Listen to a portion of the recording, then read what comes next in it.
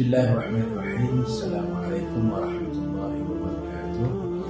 Saya Dato' Haji Musu Aziz bin Haji Jaafar, Mufti Kerajaan Negeri Sabah, ingin berkongsi satu apps yang amat baik untuk mempelajari makna Al-Quran dengan hanya 15 minit sehari.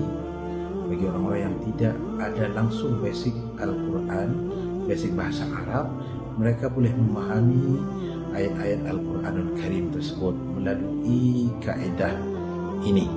Dan dia juga tidak terbatas kepada umur-umur tertentu. InsyaAllah disesuaikan untuk semua umur yang berminat untuk mempelajari Al-Quran dan memahami makna Al-Quran, khususnya bacaan-bacaan salat yang kita baca setiap hari.